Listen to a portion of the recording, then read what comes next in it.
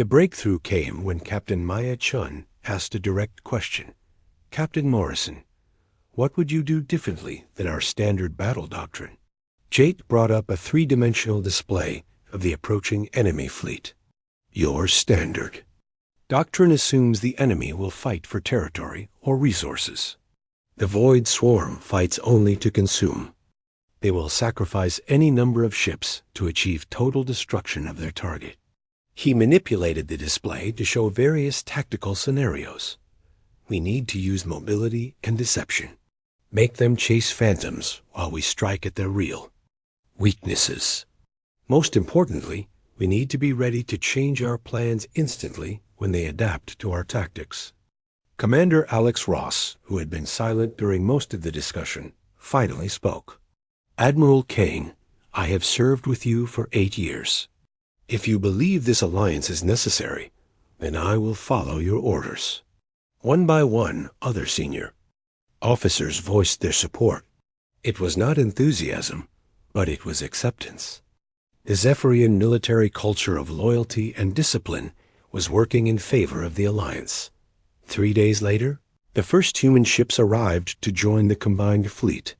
Admiral Parker led a force of 800 vessels, every ship humanity could spare. The integration of the two fleets was challenging, but Jake had prepared detailed coordination protocols. Dr. Ryan Walsh worked with Zephyrian engineers to adapt human communication systems to work with Zephyrian technology. Within a week, ships from both species could coordinate as smoothly as if they had been designed to work together. The first test of the alliance came sooner than expected. Long-range scouts detected the leading edge of the Void Swarm approaching, the outer rim of the galaxy. The enemy fleet was enormous, over 10,000 ships of varying sizes, all black as space itself and bristling with weapons, unlike anything either species had. Encountered. Jake stood in the command center of Kane's flagship, surrounded by displays showing the positions of nearly 4,000 Allied ships. Human vessels were interspersed throughout the Zephyrian formations, creating an integrated force that could adapt quickly to changing conditions. "Enemy fleet will reach engagement range in 6 hours, reported Captain Maya Chun from her position. As sensor coordinator, Kane looked at Jake. "Are you ready, strategic coordinator?" Jake nodded, though his mouth was dry. "All ships are in position. Phase 1 of the battle plan is ready to execute." The Void Swarm ships moved in perfect geometric formations. But Jake had noticed something important during his study of the sensor data. The enemy ships were all connected through some kind of central control system. If that system could be disrupted, the entire fleet might become vulnerable. "Remember," Jake announced to the fleet, "our goal is not to destroy every enemy ship. Our goal is to find and eliminate their command structure. Once we cut off their coordination, they become individual targets instead of a unified force."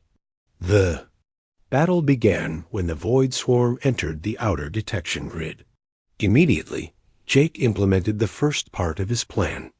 Instead of meeting the enemy head-on, the Allied fleet scattered into dozens of small groups, each moving in a different direction. To the Void Swarm sensors, it must have looked like the defenders were fleeing in panic. The enemy ships pursued, different groups spreading their forces across a wide area. "Phase 2, Jake ordered. The scattered Allied groups suddenly turned and attacked the pursuing Void Swarm ships. But instead of trying to destroy them, they focused on disabling communication arrays and sensor systems. Within an hour, hundreds of Void Swarm ships were cut off from their central command. "It is working," Kane reported with excitement. "The isolated enemy ships are functioning much less efficiently, but the Void Swarm was learning and adapting."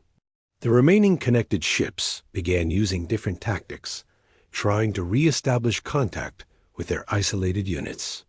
"Phase 3, Jake announced. Now the real battle began. Allied ships formed into larger groups, using combined Zephyrian firepower and human maneuverability to target the enemy's communication hubs. Each successful attack further fragmented the Void Swarm's coordination. Admiral Parker, commanding a mixed squadron of human and Zephyrian ships, led a daring attack on what appeared to be the enemy's primary command vessel. The massive black ship was 3 times larger than any Allied vessel, but Parker's force used speed and surprise to overwhelm its defenses. "Command ship destroyed," Parker reported. "Enemy coordination is breaking down across multiple sectors." Jake watched the tactical displays with growing hope. The plan was working better than he had dared to expect. The Void Swarm, for all their technological superiority, had a critical weakness. They relied too heavily on centralized control. But the enemy had one more surprise. As their coordination collapsed, the remaining Void Swarm ships began a desperate final assault, throwing themselves at the Allied fleet with suicidal determination. "All ships, prepare for close combat," Kane ordered. The next hour was chaos. Void Swarm ships rammed into Allied vessels, trying to cause maximum damage before being destroyed. The combined fleet's superior numbers and coordination began to tell. But the cost was enormous. When the last Void Swarm ship was finally destroyed, nearly a quarter of the Allied fleet had been lost. But they had won. The galaxy was safe from the mechanical invaders. Jake stood with Kane on the bridge of her flagship, looking out at the debris field that marked the site of the greatest space battle in galactic history. Ships from both species were already beginning rescue operations, searching for survivors among the wreckage. "We did it," Kane said quietly. "The alliance worked." Jake nodded, but his expression was thoughtful. "This was just the first wave. Our long-range sensors show more Void Swarm fleets in the void between galaxies. This war is not over." Kane turned to face him. "Then we will face them together. The alliance is no longer just a temporary necessity. It is our future." Over the following months, as the combined fleet regrouped and prepared for future threats, Jake and Kane worked to formalize the new relationship between their species. The Zephyrian Empire and the Terran Defense Coalition signed the first interspecies mutual defense treaty in galactic history. Jake was promoted to Admiral and given permanent command of all Allied tactical operations. Kane became the first Zephyrian to hold dual citizenship, serving both the Empire and the Alliance. Their personal relationship evolved as well. The dreams that had brought them together had shown them not just the threats facing their peoples, but also the possibility of something they had never expected: love between two very different species, the new hybrid ships being built in joint shipyards represented the future they were creating together. Vessels that combined Zephyrian discipline and engineering with human adaptability and innovation. Ships that would be ready when the next Void Swarm fleet arrived. As Jake and Kane stood together on the bridge of the new Alliance flagship Unity, they looked out at the stars with confidence. Their dreams had shown them the dangers ahead, but also the strength they would find in each other. The galaxy was vast and full of unknown threats, but humanity and the Zephyrian Empire would face them as one people, united by the shared understanding that their greatest strength lay not in their weapons or their technology, but in their willingness to trust each other despite their differences. The dreams had brought them together, but their choices had made them family. Kane studied the human defenses with professional interest. "Your people have done well with the resources available to them. The landing on Earth was historic." Kane became the first Zephyrian to visit humanity's homeworld, and the first enemy admiral to request an alliance instead of demanding surrender. The meeting with human leadership took place in the United Nations building in New York. President Biden, Admiral Parker, General Sullivan, and other key officials sat across from Kane, Jake, and Dr. Walsh. "Admiral Kane," President Biden began, "Admiral Parker has briefed us on your claims about an approaching threat. This is very difficult for us to believe. Kane had prepared for this skepticism. President Biden, 3 months ago, I was ordered to destroy every human ship I encountered. Today, I am asking you to trust me with the lives of both our species. Do you think I would risk everything based on mere dreams? Elena Martinez, the Human Secretary of Defense, spoke up. What you are asking for is unprecedented. A military alliance between species that have been at war. The threat we face is also unprecedented, Kane replied. The Void Swarm does not negotiate. They do not take prisoners. They consume all organic life and move on to the next target. Dr. Walsh presented the sensor data and gravitational analysis. The evidence was compelling but not conclusive. The human leaders asked many questions about Zephyrian military capabilities and intentions. Finally, President Biden asked the crucial question: if we agree to this alliance, what would you need from us? Kane looked at Jake before answering. I would need Captain Morrison to serve as strategic coordinator for the combined fleet. Your people understand adaptation and improvisation in ways mine do not. We will need those skills to fight an enemy unlike any we have faced before. The room fell silent. The idea of a human commanding alien ships was as revolutionary as the alliance itself. Jake stood up. President Biden, I have spent months learning how the Zephyrian military operates. They have incredible discipline and coordination, but they struggle with unexpected situations. If we combine their strengths with human adaptability, we might have a chance. Admiral Parker nodded. I have seen Captain Morrison work with Admiral Kane. They complement each other's abilities remarkably well. President Biden looked around the room at her advisors, then back at Kane. Admiral, if we agree to this alliance, what happens when your Emperor orders you to attack us anyway? Kane's expression hardened. Then I will have to choose between my loyalty to the Empire and my duty to all organic life. I have already made that choice by coming here. The negotiations continued for hours, but eventually an agreement was reached. The human government would secretly prepare for an alliance while publicly maintaining their defensive posture. Kane would return to her fleet and prepare for the arrival of the massive Zephyrian Armada. As they prepared to leave Earth, Jake and Kane stood together, watching the sunset over the Pacific Ocean. Neither of them knew if they would live to see another sunset, but they had committed themselves to fighting for the future of both species. Are you ready for what comes next? Kane asked. Jake nodded, though his stomach was tight with nervous energy. The hardest part will be convincing 3,000 Zephyrian captains to trust a human with their lives. Kane smiled, the first genuine smile Jake had seen from her. In weeks, leave that to me. By the time the Void Swarm arrives, you will have the most disciplined and coordinated fleet in the galaxy at your disposal. As their ship lifted off from Earth, both Kane and Jake felt the weight of what they had set in motion. The real test was about to begin, and failure would mean the end of everything they held dear. The massive Zephyrian fleet arrived at the rendezvous point exactly on schedule. 3,000 ships of various sizes filled the space around Kane's flagship, their blue-white engines creating a galaxy of artificial stars. Kane stood on her bridge, knowing that the next few hours would determine the fate of two civilizations. Jake stood beside her, wearing a specially designed uniform that combined human and Zephyrian military elements. He looked calm, but Kane could sense his nervousness through their growing mental connection. Admiral, all fleet captains are ready for the General Assembly, Commander Alex Ross reported. Kane activated the fleet-wide communication system.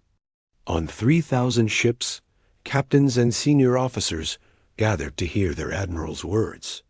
Officers of the Imperial Fleet, Kane began, you have served with honor and distinction. Today, I ask you to serve in a way that no Zephyrian has ever served before. She paused, letting the weight of her words settle. Our long-range sensors have detected an approaching threat from outside our galaxy. A mechanical species called the Void Swarm is moving toward our space. They have already consumed entire civilizations in the Andromeda Galaxy. If we do not stop them here, they will destroy every organic life form in this galaxy. Murmurs of confusion and concern rippled through the assembled officers. To fight this threat, I have formed an alliance with the human species. Effective immediately, Captain Jake Morrison of the Terran Defense Coalition will serve as strategic coordinator for all fleet operations. The reaction was immediate and explosive. Hundreds of voices erupted in protest and disbelief. Kane had expected this response. "I know this is difficult to accept," she continued firmly, "but I have studied human tactical methods extensively. They possess capabilities that we lack, the ability to adapt quickly to new situations and to think in ways our enemies cannot predict." Commander Maya Chun, one of Kane's most trusted officers, spoke up from her ship. "Admiral, with respect, how can we trust an enemy to lead us in battle?" Kane looked at Jake, who stepped forward to address the fleet himself. "I understand your concerns," Jake said, his voice carrying clearly to every ship. 6 months ago, I would have felt the same way. But I have learned that Zephyrians and humans are not really enemies. We are different species with different strengths, but we share the same desire to protect our people and our worlds. He activated a tactical display showing the approaching Void Swarm. The enemy coming toward us does not care about our differences. They see all organic life as something to be eliminated. If we fight separately, we will be destroyed separately. If we fight together, we have a chance to survive. Over the next 2 hours, Kane and Jake presented their analysis of the Void Swarm threat. They showed sensor data, projected battle scenarios, and explained why traditional Zephyrian tactics would not work against an enemy that adapted and learned from every encounter. "Your species is impressive too," Parker replied. "The level of coordination your ships achieved during that battle was extraordinary." Jake watched as 2 former enemies began to develop mutual respect. Dr. Ryan Walsh, the human scientist who had been captured with Jake, joined these conversations and shared fascinating observations about Zephyrian technology. But the war was far from over. Both Kane and Parker received regular communications from their superiors, demanding the immediate destruction of the enemy fleet. The pressure to end the ceasefire was growing stronger each day. "We cannot stay here forever," Kane said during a private meeting with Jake and Parker. "Eventually, both our governments will send larger fleets to resolve this situation. Then maybe we need to give them a reason to think differently," Jake suggested. Parker raised an eyebrow. "What kind of reason?" Jake looked out at the stars beyond the ship's windows. In his dreams lately, he had been seeing something new. Not just battles between humans and Zephyrians, but something else. Something darker approaching from the empty spaces between galaxies. "I think there is a threat coming that will make our war seem insignificant," Jake said quietly. "Something that will require both our peoples to work together if we want to survive." Kane felt a chill run through her mind. She had been having similar dreams, visions of dark ships that consumed everything in their path.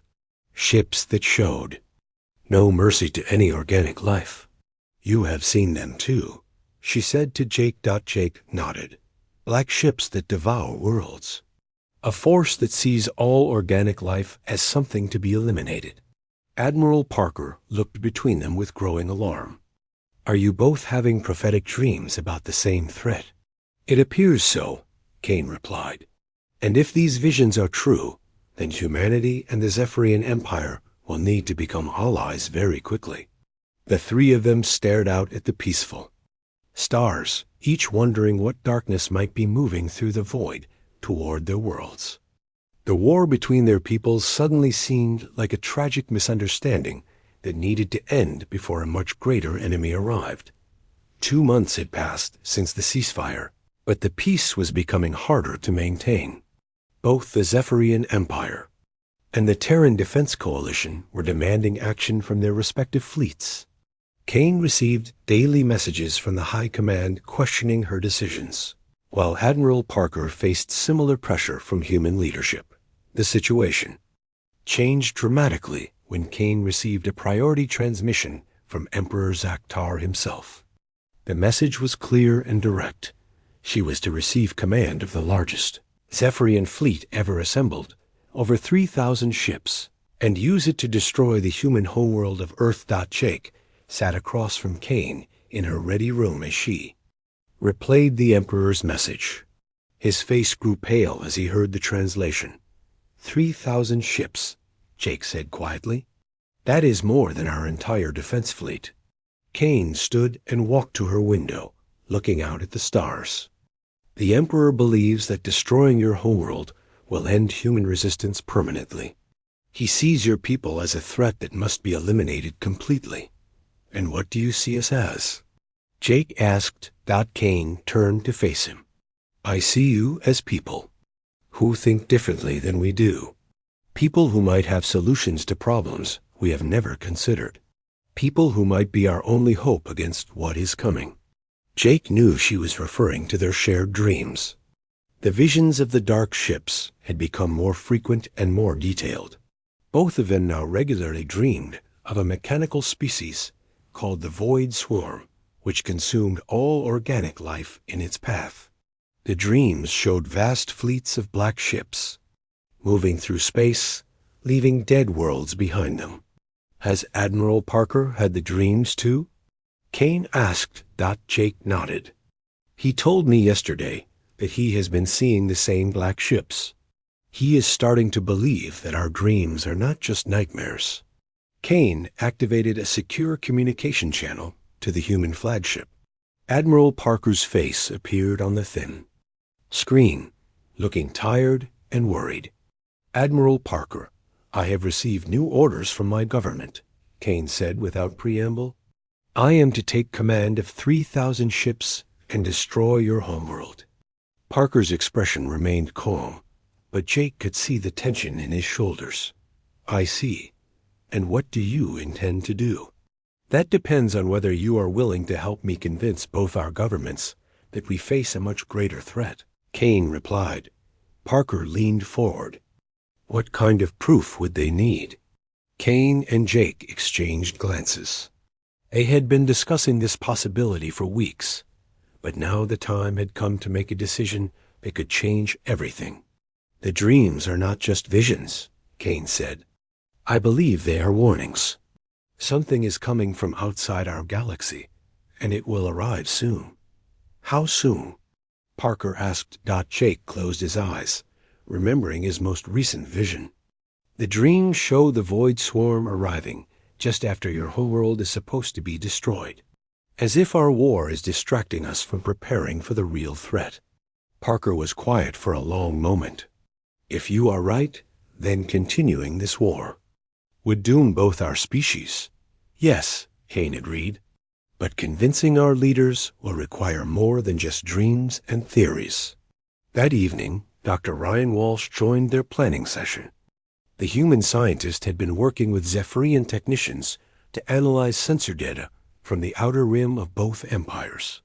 I have found something interesting, Dr. Walsh reported. Long-range sensors from both human and Zephyrian outposts show gravitational anomalies moving through empty space. Something massive is approaching from the direction of the Andromeda Galaxy. Kane felt her heart race. How massive? Based on the gravitational effects, it would have to be thousands of ships, each larger than anything either of our species has ever built, Walsh explained. Admiral Parker studied the data. How long until this fleet reaches our space? 6 months, possibly less, Walsh replied. And they are heading directly for the region where our two empires meet. Kane made her decision. I am going to disobey my orders. Instead of attacking Earth, I will request a meeting with human leadership to discuss an alliance. Jake felt a mixture of relief and fear. Kane, if you do this, your own people will consider you a traitor.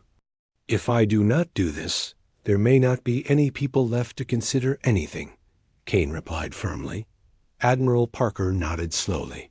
I will contact President Laura Biden and the Defense Council, but they will want guarantees that this is not some kind of elaborate trap. What kind of guarantees? Kane asked. Come to Earth personally, Parker suggested. Meet with our leaders face to face. Show them that you are willing to risk everything for this alliance. Kane felt her breath catch. No Zephyrian had ever set foot on an alien homeworld peacefully. It would be seen as the ultimate betrayal by her own people. If I do this, there will be no going back, she said quietly. Jake reached across the table and placed his hand on hers. Sometimes the right choice is not the easy choice. Kane looked at their joined hands, blue crystalline skin touching pale human flesh. Two species that had been at war, now working together for a greater purpose. I will do it, she decided. But I want Jake to come with me as my liaison. If I am going to trust my life to humans, I want someone I trust to help me understand your people. 2 days later, Kane's flagship approached Earth accompanied by a small escort of both human and Zephyrian ships. As they entered the solar system, Jake stood beside Kane on the bridge, pointing out landmarks he had learned about as a child. That is Mars, where humans first established a permanent colony outside Earth, Jake explained. And those are the orbital defense platforms that protect the homeworld. 3 weeks had passed since Jake's capture, and Admiral Kane found herself looking forward to their daily conversations. She had given him limited freedom to move around certain areas of the ship, always with an escort. The crew had grown curious about the strange alien who seemed to understand tactics better than some of their own officers. Jake spent his time observing everything.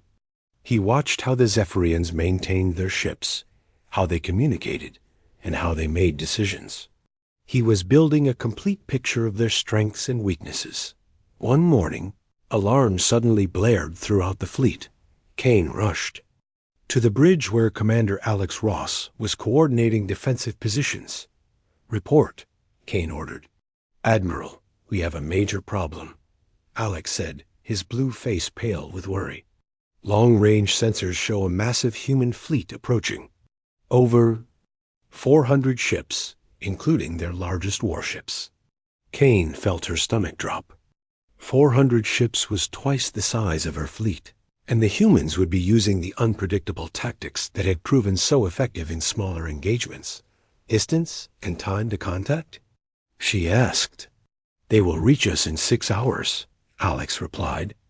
Admiral, we should request reinforcements from the Second Fleet. There is no time, Kane said.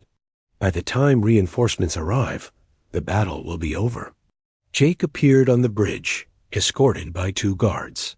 The crew had grown accustomed to his presence during important operations. I heard the alarms, Jake said quietly to Kane. This is a rescue mission, is it not? Kane nodded grimly. Your people are coming to get you and the other prisoners. They are bringing everything they have? Jake looked at the tactical display showing the approaching human fleet. He could see the names and classes of many ships he recognized. The TCS Liberty, TCS Independence, TCS Defiance. These were the pride of the human fleet. Admiral Parker is leading them personally, Jake observed, noting the flagship designation. He is the best commander humanity has. Can you defeat them? Kane asked directly. Jake was quiet for a long moment. The question hung in the air like a challenge. He was being asked to help plan the destruction of his own rescue fleet. I cannot help you kill my own people, Jake said finally. I am not asking you to kill them, Kane replied. I am asking if there is a way to win without destroying both fleets. Jake studied her face. In the past weeks, he had learned that Kane genuinely preferred solutions that minimized casualties. She was a warrior, but not a killer for the sake of killing. There might be a way, Jake said slowly, but it would require your fleet to do things no Zephyrian fleet has ever done before. Kane looked around the bridge. Her officers were listening to every word. She was about to make a decision that could save her fleet or destroy it. Explain, she ordered. Jake moved to the tactical display. Your ships are stronger individually, but the human fleet will try to break you apart and attack pieces of your formation. They will use speed and confusion to make you fight multiple small battles instead of one large one. How do we prevent that? Asked Commander Alex. By not fighting the battle they want, Jake replied. Instead of trying to maintain formation, you deliberately break apart first. Make them think they have succeeded in dividing you, then use that against them. Kane frowned. That goes against everything we have been taught about fleet tactics. I know, Jake said. That is why it might work. For the next hour, Jake explained a battle plan unlike anything the Zephyrians had ever attempted. Instead of fighting in neat formations, Kane's ships would scatter into small groups. Each group would have a specific target and timeline. When the human fleet tried to chase one group, other groups would attack their flanks. It is like a dance, Jake explained. Each dancer knows their part, but the overall pattern confuses anyone watching from outside. Kane's officers looked skeptical, but she could see the brilliance in the plan. It used Zephyrian discipline and coordination in a completely new way. The risk is enormous, Commander Alex warned. If coordination breaks down, our ships will be destroyed piecemeal. If we fight a traditional battle against 400 ships, we will definitely be destroyed, Kane replied. At least this gives us a chance. Kane made the decision. All ships will implement the human tactical pattern. Captains will be briefed on their individual assignments. As the Zephyrian fleet began to reorganize according to Jake's plan, the approaching human fleet maintained their steady advance. Admiral Ben Parker stood on the bridge of the TCS Liberty, studying intelligence reports about the alien fleet they were about to engage. Any word from Captain Morrison? Parker asked. None, sir, replied Commander Sam Hayes. But our intelligence suggests he is being held on the alien flagship. These aliens fight in rigid formations, noted General Kate Sullivan, who had come aboard for the rescue mission. We should be able to break them apart with concentrated attacks on their flanks. That has worked in previous engagements, Parker agreed. But something feels different about this situation. Stay alert for surprises. The battle began when the two fleets came within weapons range. The humans immediately noticed something wrong. Instead of maintaining their traditional formation, the Zephyrian fleet was scattering in all directions. What are they doing? Parker demanded. This makes no tactical sense. But as the human ships moved to engage the scattered Zephyrian groups, the trap became clear. Each time human ships focused on one Zephyrian group, two other groups would appear from unexpected directions to attack the humans' flanks. On Kane's flagship, Jake watched the battle unfold exactly as he had predicted. The human fleet, expecting to fight a conventional engagement, was being pulled in multiple directions at once. It is working, Kane said with amazement. Your plan is actually working. Jake felt conflicted emotions as he watched ships from both sides take damage. These were his people being outmaneuvered, but he had to admit there was a certain elegance to seeing his tactical theories put into practice. So, effectively, the turning point came when Admiral Parker realized his fleet was being led into a trap. He tried to regroup his ships, but Kane's forces had already positioned themselves to cut off his retreat routes. Admiral, Commander Alex reported, the human flagship is isolated from the rest of their fleet. We could capture it. Kane looked at Jake. If we capture Admiral Parker, would your people surrender? Jake nodded slowly.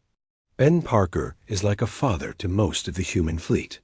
They would not continue fighting if his life was at risk.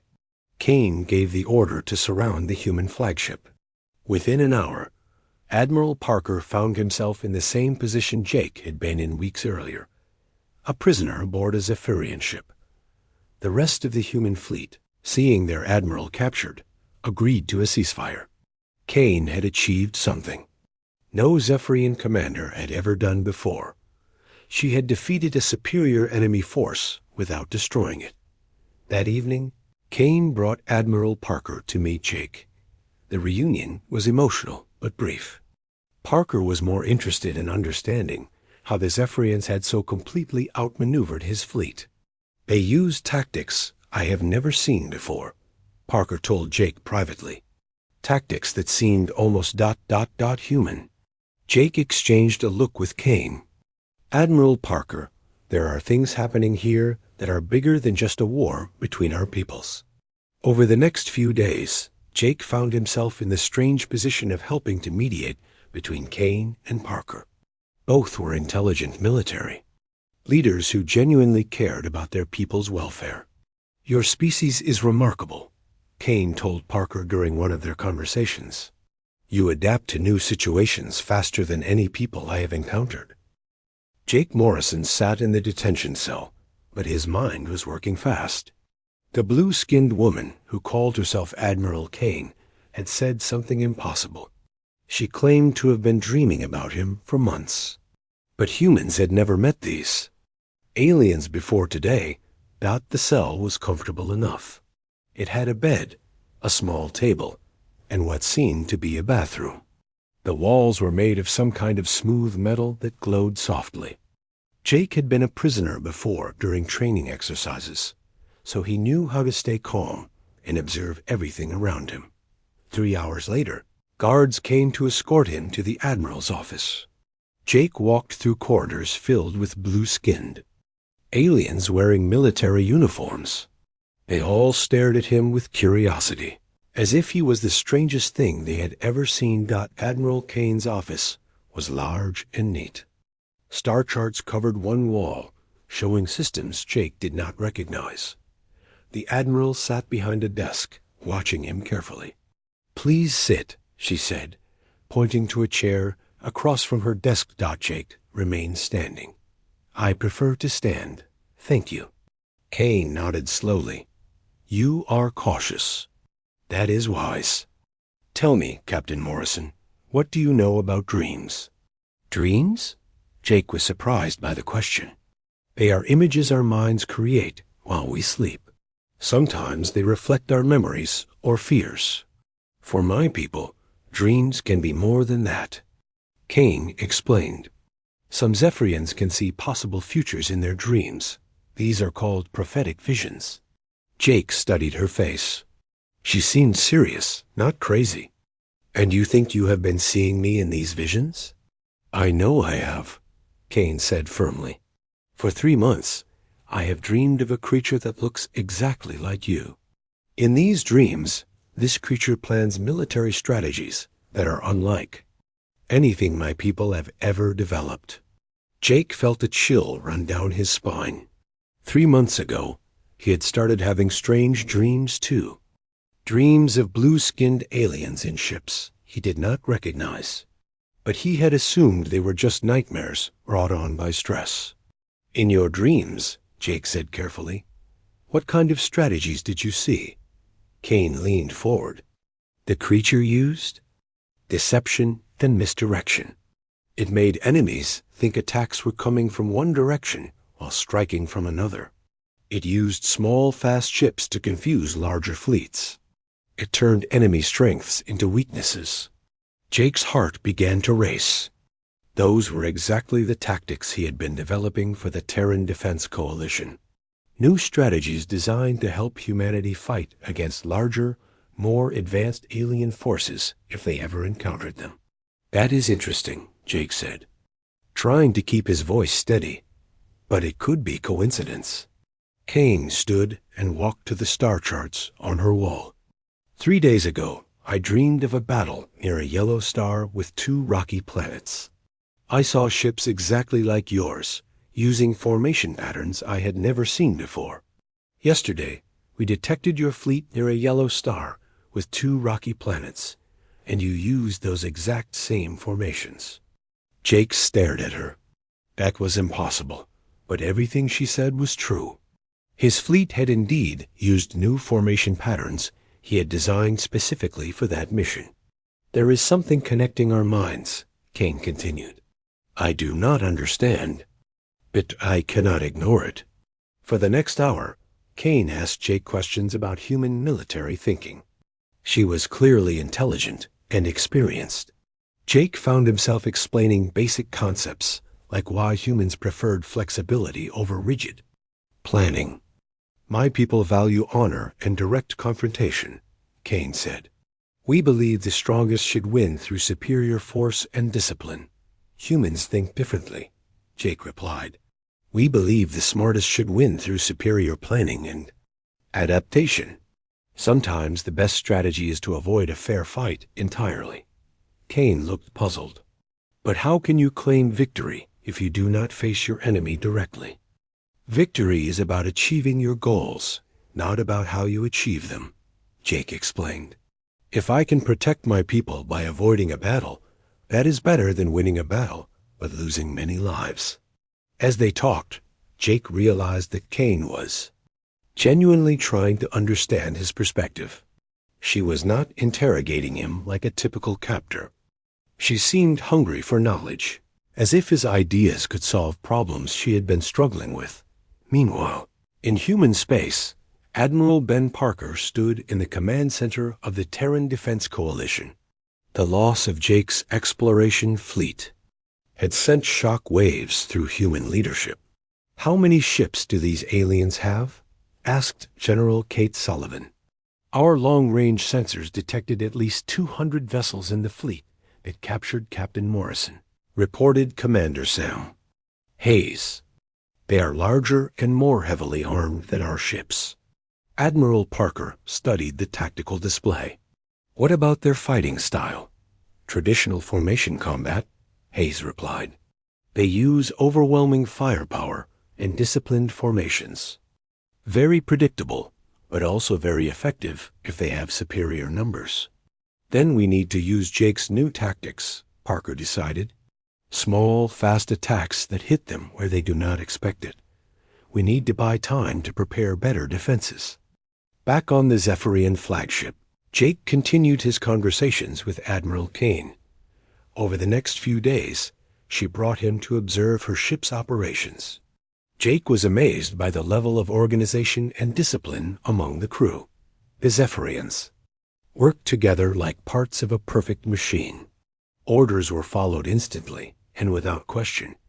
Their technology was more advanced than anything humans had, but Jake noticed something important. They were not good at adapting to unexpected situations. Your people are very skilled, Jake told Kane one day as they watched the bridge crew. But what happens when something goes wrong that is not covered in your procedures? Kane looked confused. Nothing goes wrong if everyone follows procedures correctly. But what if the enemy does something you did not expect? Jake pressed. What if your assumptions are incorrect? Kane was quiet for a long moment. That is a troubling question. Jake began to understand why Kane was so interested in his ideas. The Zephyrian military was powerful but inflexible. They could handle expected situations perfectly, but they struggled with surprises. 2 weeks after Jake's capture, alarms rang throughout the Zephyrian fleet. Human ships had appeared at the edge of the system, launching hit-and-run attacks on Zephyrian supply vessels. Jake watched from the bridge as Kane tried to respond to the attacks. The Zephyrians moved their ships to intercept, but the humans had already disappeared by the time they arrived. Where did they go? Kane demanded. Unknown, Admiral, replied Commander Alex Ross. They vanished before our sensors could track them. Jake bit his lip to keep from smiling. The human ships were using a tactic he had developed called ghost strikes. They would appear, attack quickly, and disappear before the enemy could respond. Kane turned to Jake. You recognize this strategy? It was not a question. Jake nodded slowly. It is designed to frustrate enemies who rely on formation combat. You cannot fight what you cannot catch. How would you counter it? Kane asked. Jake hesitated. Helping her would be treason against his own people. But he was fascinated by the tactical problem, and he found himself genuinely liking Kane despite being her prisoner. I would set traps, he said finally. Make it look like you have valuable targets that are poorly defended. When the raiders come, spring the trap. Kane's eyes lit up with understanding. You would use their tactics against them. Sometimes the best defense is to think like your enemy. Jake agreed. Kane immediately began issuing orders to set up the trap Jake had suggested. Within hours, a human raiding force took the bait and found themselves surrounded by Zephyrian ships that had been hiding in a nearby asteroid field. The trap worked perfectly. 3 human ships were captured, and the raiding stopped immediately. Kane looked at Jake with new respect. Your mind works in ways mine does not. You see possibilities I cannot imagine. Jake felt a strange mixture of pride and guilt. He had helped the enemy, but he had also learned valuable information about how Zephyrian minds worked. That night, Kane visited Jake in his quarters. She no longer treated him like a prisoner, but more like a guest. I have been thinking about our dreams, she said. I believe they are showing us something important, a reason why our peoples have met. Jake had been thinking the same thing. What kind of reason? I do not know yet, Kane admitted. But I feel that you and I are meant to work together, not fight against each other. As Jake looked at her, he realized he was beginning to care about this alien woman who had captured him. She was intelligent, honorable, and genuinely curious about ideas that challenged everything she had been taught. But he was still her prisoner, and their peoples were still at war. The situation was becoming more complicated than either of them had expected. Admiral Lisa Kane woke up with a gasp. Her blue skin felt cold despite the warm air in her quarters. The dream had come again. The same dream she had been having for 3 months now. In the dream, she saw a creature unlike any she had ever seen. It had pale skin instead of blue crystal-like skin like her people. Its hair was dark brown, and its eyes were green like the forests of her home planet. The creature wore strange clothes and spoke in a language she did not know, but somehow she understood every word. The creature was always planning battles. It moved small models of ships around on a table, pointing at different spots and explaining tactics to other creatures like itself. What amazed Lisa most was how clever its plans were. The creature thought of ideas that no Zephyrian would ever consider. It used tricks and surprises instead of direct attacks. It made the enemy think. One thing was happening while doing something completely different. Lisa sat up in her bed and rubbed her temples. Her people, the Zephyrians, had special mental powers. They could speak to each other with their minds over short distances. Some could even see glimpses of the future in their dreams. But Lisa had never had prophetic dreams before. She was a military officer, not a seer. She looked out the window of her flagship at the stars beyond. Her fleet of 200 ships moved through space toward the edge of Zephyrian territory. They had been expanding their empire for over 300 years, taking new worlds and bringing them under Zephyrian rule. It was their way. They were strong, organized, and disciplined. Other species either joined them or were conquered. Lisa got dressed in her dark blue uniform with silver markings that showed her rank. As Admiral of the Third Fleet, she commanded some of the finest ships and officers in the Empire. She had earned her position through 20 years of perfect service and tactical skill, but these dreams troubled her. She had reported them to the Council of Seers back on the capital world. They told her the dreams meant nothing. They said her mind was creating fantasy creatures because she was stressed from too many battles. The seers assured her that no such species existed anywhere in the known galaxy. Lisa walked to the bridge of her ship, the Stellar Dominion. Officers with blue crystalline skin like hers stood at their stations, monitoring sensors and weapons. Commander Alex Ross, her second in command, approached her. "Admiral, we will reach the outer markers in 6 hours," Alex said.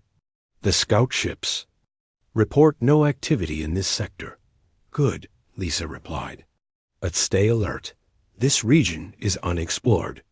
We do not know what we might find." What Lisa did not tell Alex was that her dreams had been changing. In the last few nights, she had seen the strange creatures in ships that looked different from anything the Zephyrians had ever built. The creatures were preparing for war, and somehow Lisa knew they were coming this way. 6 hours later, alarms began ringing throughout the fleet. Lisa rushed back to the bridge as officers called out reports. "Admiral, sensors detect unknown ships approaching from the direction of System K-442, an officer announced. "They do not match any known design in our database." Lisa felt her heart race. "Show me." The main screen displayed the approaching vessels. They were smaller than Zephyrian ships, but moved in formations Lisa had never seen before. Instead of the straight lines and geometric patterns her people used, these ships moved in loose groups that seemed random, but somehow coordinated. "How many ships?" Lisa asked. 37 vessels of various sizes," came the reply. "They are not responding to our identification requests." Lisa stared at the screen. The ships looked exactly like the ones from her dreams. "Battle stations," she ordered, "but do not fire unless they attack first." The unknown ships moved closer. Lisa could see they were built for speed rather than heavy armor like Zephyrian vessels. As they approached, they spread out in a pattern that would make them hard to target all at once. "Admiral, they are scanning us," reported the sensor officer. "Their technology is different from ours, but they seem to be studying our ships." Suddenly, the lead ship fired a weapon. It was not aimed at Lisa's flagship, but at a smaller Zephyrian cruiser on the edge of the formation. The beam cut through the cruiser's shields and damaged its engines. "They fired first," Alex said. "Orders, Admiral?" Lisa felt a strange feeling in her mind. It was as if she could sense the thoughts of whoever commanded those ships. They were not attacking from anger or hate. They were testing, learning, trying to understand how Zephyrian ships worked. "Return fire, but target their weapons only," Lisa commanded. "I want to capture some of their ships intact." The battle began. Lisa watched in amazement as the unknown ships moved exactly like she had seen in her dreams. They used hit-and-run tactics, never staying in one place long enough for the heavy Zephyrian weapons to lock on. They worked together like a pack of hunting animals, covering each other and attacking weak points. But the Zephyrians had more ships and stronger weapons. Slowly, they began to surround the smaller force. Several of the unknown ships were damaged and could not escape. "Admiral, 5 enemy vessels are disabled," Alex reported. "Should we destroy them?" "No," Lisa said quickly. "Send boarding parties. I want prisoners." As the battle ended, Lisa felt her hands shaking. Everything had happened exactly as she had dreamed. These creatures, whoever they were, fought with the same clever tactics she had seen in her visions. An hour later, Commander Alex returned from leading a boarding party. His face showed confusion and excitement. "Admiral, you need to see this," he said. "The creatures we captured. They look exactly like the beings you described from your dreams." Lisa's breath caught in her throat. "Bring their commander to my ready room immediately." 20 minutes later, guards brought in a creature that made Lisa's heart stop. He had dark brown hair and green eyes, just like in her dreams. He wore a blue and white uniform that was torn from the battle. Despite being captured, he stood straight and looked directly at her without fear. "I am Captain Jake Morrison of the Terran Defense Coalition," he said in a language she had never heard, but somehow understood perfectly. "I demand to know why you attacked our exploration fleet." Lisa stared at him in shock. This was the exact creature from her dreams, the one who planned brilliant battles and spoke in the unknown language. Now he stood before her, real and alive. "You," she whispered. "I have been dreaming of you for months." Jake's eyes widened. "That's impossible. This is our first contact with your species." But Lisa knew it was not impossible. Somehow, across the vast distances of space, her mind had connected with his. She had seen his tactics, learned his strategies, and now fate had brought them together. War between their peoples was just beginning. But Lisa already knew that this human named Jake Morrison would change everything. Her dreams had shown her glimpses of the future, and in that future, he was much more than her prisoner. He was going to become something she never expected, her greatest teacher, her closest ally, and perhaps something even more than that.